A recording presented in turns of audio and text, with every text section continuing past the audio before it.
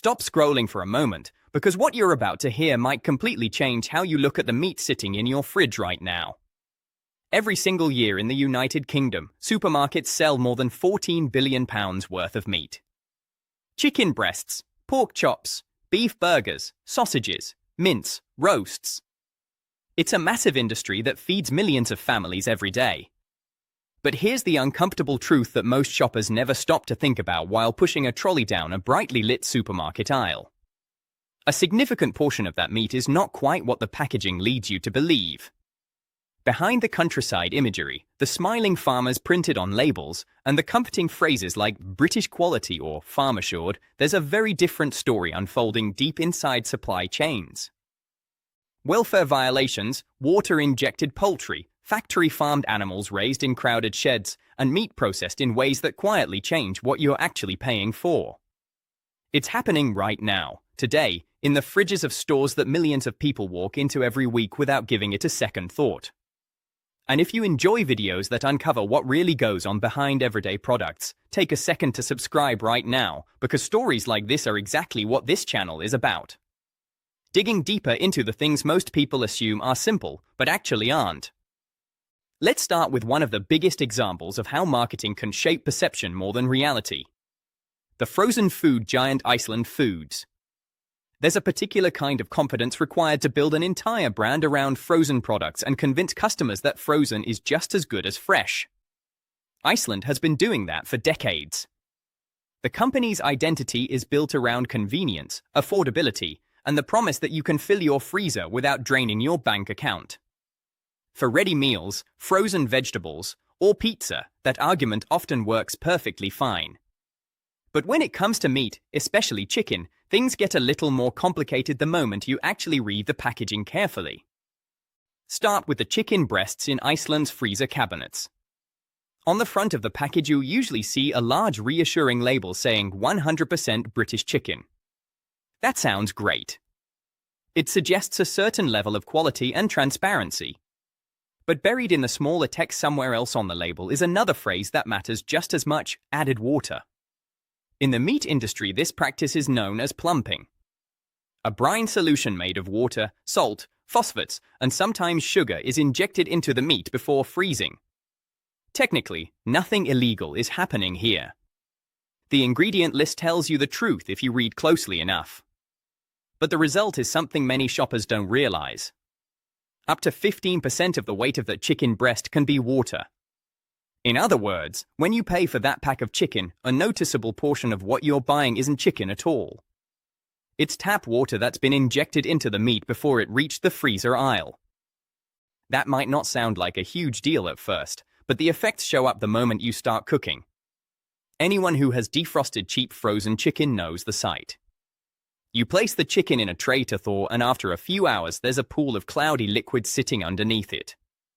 That liquid isn't just harmless moisture.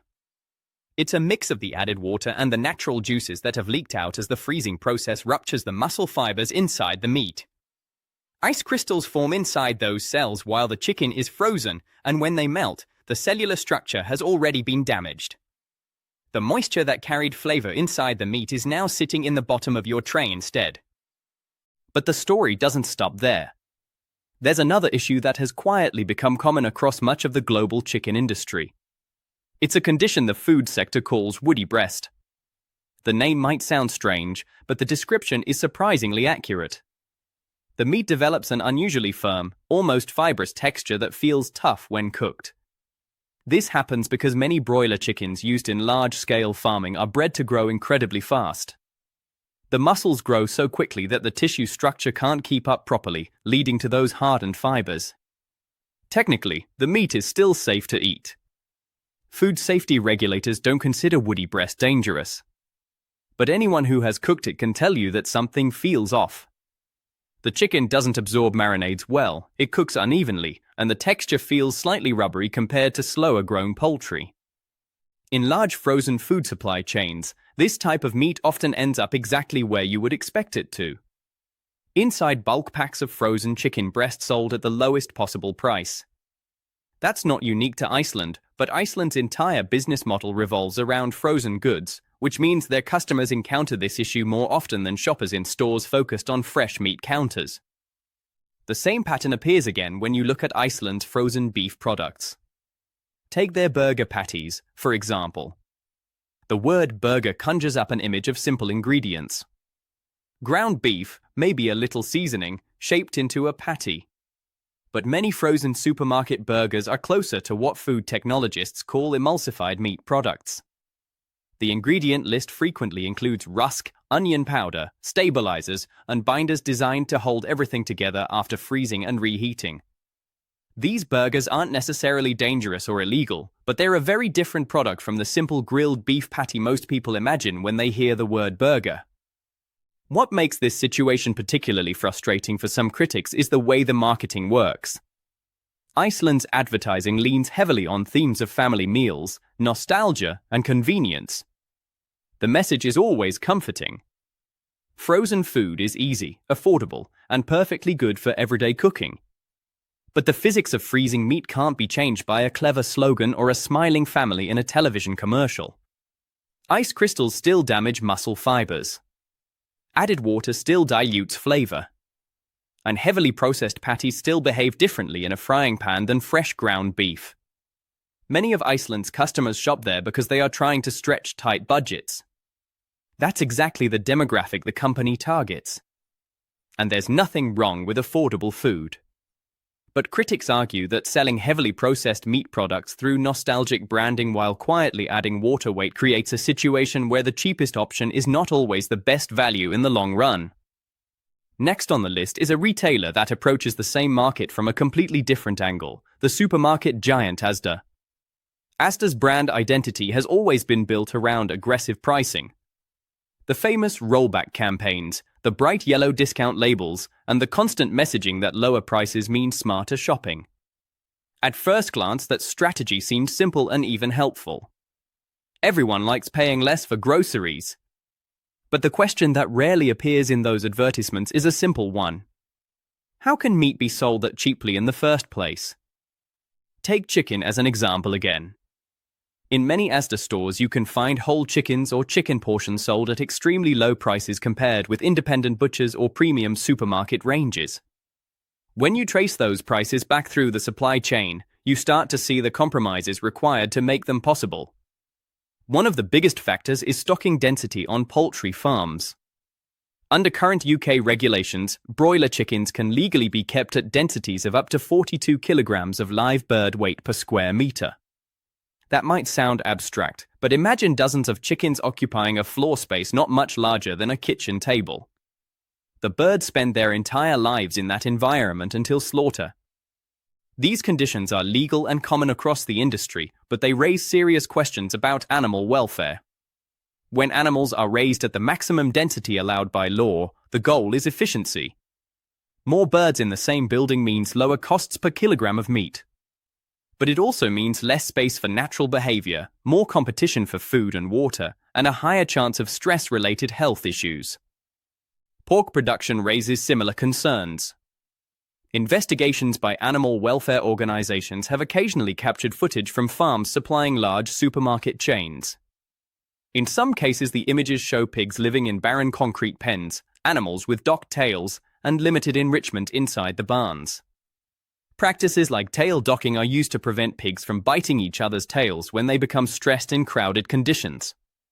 Again, these procedures can be legal within certain regulatory frameworks, but they reveal how tightly the economics of cheap meat are connected to the way animals are raised. From a purely culinary perspective, the effects sometimes show up in the meat itself. Pork produced under high-stress conditions can develop a condition known in the meat science world as PSE, short for pale, soft, exudative. The meat appears lighter in color, releases more moisture during cooking, and often shrinks noticeably in the pan. Anyone who has watched a thin pork chop shrink to half its size while frying has seen the practical side of this phenomenon. The strategy behind Asda's pricing model is fairly straightforward. Sell massive volumes of affordable products, keep margins thin but consistent, and rely on scale to drive profitability. For years, that formula has worked extremely well. Millions of families depend on low-cost supermarkets to keep grocery bills manageable. But critics argue that the true cost of ultra-cheap meat rarely appears on the price tag itself. It's hidden in farming practices, environmental impact, and animal welfare standards that most shoppers never see. Now let's talk about the biggest player in the British grocery market, the company responsible for roughly 1/4 of all grocery spending in the country. Tesco. When a retailer operates at that scale, every decision it makes has ripple effects across the entire food industry. Tesco needs enormous quantities of meat every single day. Chicken, beef, pork, lamb, mince, sausages, ready meal ingredients. Supplying that volume requires partnerships with some of the largest farming operations in the country and sometimes abroad. This creates a constant tension between two priorities. On one side is quality and welfare. On the other side is the logistical reality of feeding millions of customers every week. Smaller farms with excellent welfare standards often simply cannot produce enough animals to meet the demand of a giant retailer like Tesco. That means supply chains gradually shift toward large-scale operations capable of delivering consistent quantities at predictable prices. Tesco does offer premium lines, most famously the Finest range. These products often come with clearer provenance information, higher welfare standards, and noticeably better eating quality. But the truth is that the majority of customers are not filling their baskets with premium steaks or heritage breed pork. Most people buy the mid-range or value-tier products, and that's where the scale-driven compromises tend to appear. One interesting example involves packaging technology. Many supermarkets, including Tesco, rely heavily on something called modified atmosphere packaging, often shortened to MAP. Inside these packages, the air surrounding the meat is replaced with a carefully balanced mixture of gases designed to slow down bacterial growth and maintain the bright red color consumers associate with freshness. The technique works extremely well from a visual perspective. A pack of minced beef can remain vivid red for days longer than it would in normal air. But here's the catch. The color is no longer a reliable indicator of freshness. Meat that looks perfectly bright can actually be several days old. The gases in the packaging simply delay the natural browning process. Food safety standards still apply, and expiration dates remain important, but the visual signals shoppers rely on become less trustworthy once MAP is involved. Tesco has also made public commitments to improve animal welfare standards across its supply chain, including support for initiatives like the Better Chicken Commitment. These programs aim to reduce stocking densities, introduce slower-growing chicken breeds, and improve living conditions inside poultry houses. The challenge, however, lies in implementing these changes across enormous supply networks. Transitioning millions of birds per year to different breeds or farming methods takes time and money, and deadlines have occasionally been pushed back when progress proved slower than expected. Next on the list is a company that many British shoppers once saw as the most traditional supermarket of them all, Morrisons. For years, Morrisons built its reputation around vertical integration. Unlike many competitors, the company owned parts of its own supply chain, including farms, abattoirs, and processing facilities. Many stores even had in-house butchers preparing meat directly on site. The idea was simple but powerful. Fewer middlemen between farm and store meant better traceability, better quality control, and potentially better welfare oversight. And for a long time that model genuinely did set Morrisons apart from other major retailers. Customers could see butchers working behind the counter. Labels sometimes named specific regions or farms. The company promoted its relationships with British farmers as a core part of its identity. But the retail world changed dramatically when Morrisons was acquired by the investment firm Fortress Investment Group in 2021. Private equity ownership often brings a different financial structure to businesses, and in this case the acquisition involved a leveraged buyout. That means the company itself carries significant debt that must be serviced over time. Servicing large debts in retail usually requires one thing above all else: improved margins. Improving margins in a supermarket can happen in several ways. Prices can rise, costs can fall, or supply chains can be renegotiated. In practice, it often involves a mixture of all three. Farmers who once had stable long-term contracts may suddenly face pressure to lower prices or accept new payment terms. Suppliers may be asked to deliver the same products more cheaply, and that pressure inevitably travels down the chain until it reaches the farms themselves. Former suppliers have occasionally spoken publicly about these changes, describing situations where long-standing relationships became more transactional once new financial pressures entered the picture. None of this automatically means quality collapses overnight, but it does create a gradual shift in priorities.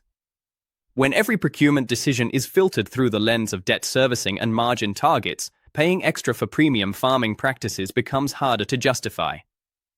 Finally, we come to a supermarket that has spent decades positioning itself as the ethical alternative in British grocery shopping, Sainsbury's. Walk through a Sainsbury's store and you'll notice the messaging immediately. Labels referencing fair trade sourcing, animal welfare assurances, outdoor rearing systems, and sustainability commitments appear throughout the aisles. The implication is clear. Prices might be slightly higher here than at discount chains, but that premium supposedly reflects better standards across the supply chain. This is where things become complicated. Certifications like the Red Tractor Assurance label are designed to signal that farms meet certain baseline standards for animal welfare, food safety, and environmental practices. In theory, these schemes provide transparency and reassurance for consumers who want to make responsible choices. But critics sometimes point out a limitation built into the system. Audits are scheduled in advance. Farms know when inspectors will arrive. That doesn't necessarily mean every facility behaves poorly between visits, but it does highlight the challenge of monitoring complex agricultural operations with occasional inspections. Investigations by animal welfare groups have occasionally produced footage from farms linked to large supermarket supply chains, including some associated with Sainsbury's suppliers. When such footage becomes public, the usual response follows a familiar pattern. The supermarket suspends the supplier, launches an internal investigation, promises improved oversight, and emphasizes its commitment to ethical sourcing. Those statements may be sincere, but they also reveal how difficult it is to maintain perfect oversight across huge global food systems. Seafood supply chains present their own challenges. Scottish salmon farming, a major source for British supermarkets, has faced criticism over issues like sea lice infestations, fish mortality rates, and the environmental impact of intensive aquaculture. These are industry-wide issues rather than problems unique to one retailer, but they illustrate the gap that can exist between ethical branding and the complicated realities of modern food production. After looking at these 5 large supermarket chains, a pattern begins to emerge. It's not that every piece of meat sold by these companies is automatically poor quality. The reality is more subtle. Massive supply chains optimized for low prices and high volumes tend to favor efficiency over craftsmanship. Every step of the process is designed to reduce costs while maintaining acceptable standards under existing regulations. Over time, those decisions accumulate into a system where the cheapest products dominate sales, even if the quality differences become noticeable to careful shoppers. But the story doesn't end there. Because not every supermarket operates under exactly the same priorities. Some retailers take a very different approach to sourcing meat, even if it means charging noticeably higher prices. One of the most famous examples is Marks & Spencer. M&S has always occupied a unique place in British retail culture. Its food halls are known for premium products, elegant packaging, and prices that sometimes make budget shoppers raise their eyebrows. Paying £14 for a whole chicken might seem extravagant compared with discount supermarket deals. But when you examine the supply chain behind that product, you start to see where the extra money goes. M&S operates a program known as Select Farms, a network of carefully chosen suppliers who agree to follow specific welfare and quality standards set by the retailer. These farms often use slower-growing chicken breeds, which take longer to reach slaughter weight but tend to develop better muscle structure and flavor. Slower growth also reduces the risk of conditions like woody breast. The birds have more space to move, and the farming cycle prioritizes animal health over maximum speed. Beef sourcing at M&S also tends to focus on traceability and aging practices that enhance flavor. Instead of rushing meat through the system as quickly as possible, some cuts are dry-aged for extended periods. During dry aging, natural enzymes break down muscle fibers, concentrating flavor and improving tenderness.